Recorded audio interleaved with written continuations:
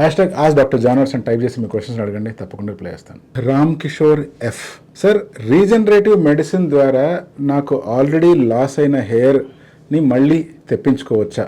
అంటే నా ఏజ్ 30, నాకు ఫ్రంట్ హెయిర్ లైన్లో లాస్ ఉంది. ఈ మధ్య కాలంలో ప్రత్యేకించి మనం రీజనరేటివ్ మెడిసిన్ అని విపరీతంగా వింటూ ఉన్నాం. సో రీజనరేటివ్ మెడిసిన్ ద్వారా ఏం క్లెయిమ్ చేస్తారు అంటే ఆ ఏరియాలో ఎక్కడెక్కడైతే హెయిర్ లాస్ అయిందో, ఎక్కడెక్కడైతే హెయిర్ మీనియేచరైజ్ అయిందో ఆ ఏరియాలో మళ్ళీ స్టెమ్ సెల్స్ని, దాని ప్రికర్సర్స్ని ప్రమోట్ చేసి హెయిర్ ఏమైనా తెప్పించే ప్రయత్నం చేయొచ్చు అని చెప్తుంటారు. మరి దానికి ఎంతవరకు రిజల్ట్స్ వస్తున్నాయి, నిజంగా హెయిర్ బాగా వస్తాయా అంటే అనెక్డోటల్గా కొంతమందికి వచ్చింది, కొంతమందికి చాలామంది రిజల్ట్స్ చెప్పారు అన్నట్లయితే చాలామంది చెప్తున్నారు. కానీ ప్రత్యేకించి పేపర్స్ కానీ జర్నల్స్లో కానీ పబ్లికేషన్స్ కానీ అందుబాటులో లేవు. బట్ చాలామంది డాక్టర్స్తో మాట్లాడినప్పుడు నాకు ఏమర్థమైంది అంటే రీసెర్చ్ అనేటువంటిది యాక్టివ్గా జరుగుతూ ఉంది.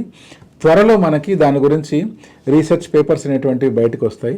ఎప్పుడైతే ఇటువంటి స్టడీస్ బయటకు వస్తాయో మనం హెయిర్ని రీజనరేట్ చేసుకోవచ్చా లేదా అనే దాని గురించి ప్రత్యక్షంగా మనం తెలుసుకుంటాం. నిజంగా ఇట్లా రీజనరేట్ చేసుకోవచ్చు అని కనుక తెలిసినట్లయితే చాలా వరకు హెయిర్ ప్రాబ్లమ్స్ సాల్వ్ అయిపోతాయి. హెయిరే కాదు, రకరకాల డిసీజెస్కి ప్రాబ్లం అనేటువంటిది సాల్వ్ అవుతుంది. హెయిర్ ట్రాన్స్ప్లాంటేషన్ కంటే కూడా ఇటువంటి రీజనరేషన్ మెథడ్స్ కనుక అందుబాటులోకి వస్తే అది మనందరికీ ఒక వరం అనే చెప్పాలి. బట్ ఈ స్టేజ్లో హెయిర్ని రీజనరేట్ చేసుకోవచ్చా అంటే ఇప్పుడున్న అందుబాటులో మెడిసిన్స్తో మాత్రము ఆ ఏరియాలో హెయిర్ రీజనరేట్ చేసుకోలేకపోవచ్చు. బట్ ఫర్దర్ మీకు హెయిర్ లైన్ వెనక్కి పోకుండా కాపాడుకోవచ్చు బేసిక్ మెడికేషన్ వాడి.